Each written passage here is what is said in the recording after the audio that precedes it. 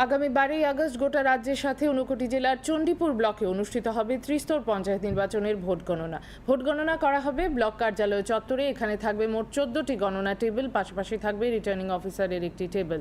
এই উপলক্ষে আজ বিকেলে ব্লক কার্যালয়ে গণনা কর্মীদের প্রশিক্ষণ তথা মহড়া পর্ব অনুষ্ঠিত হয়। মোট 60 জন গণনা কর্মী এতে অংশ নেন।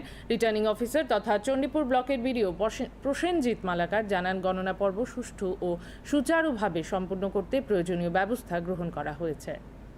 সিস্টেম এবং কম্পিউটার সরবরাহের জন্য আমাদের ব্লকের কনফারেন্স ট্রেনিংয়ের আয়োজন করেছি।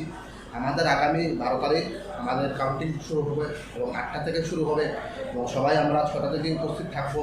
এবং আজকের ট্রেনিংয়ের মূল উদ্দেশ্য হলো তারা যেন সবাই হ্যান্ডস অন ট্রেনিং কীভাবে ব্যালটগুলিকে শনাক্ত করে সিট ওয়াইজ এবং কনস্টিটিউয়েন্সি ওয়াইজ এগুলো ইনশিওর করা এবং আমাদের ট্রেন ধরন কীরকম হবে এগুলো দেখানোর জন্য ওদের কাছকে আমি ডেকেছি।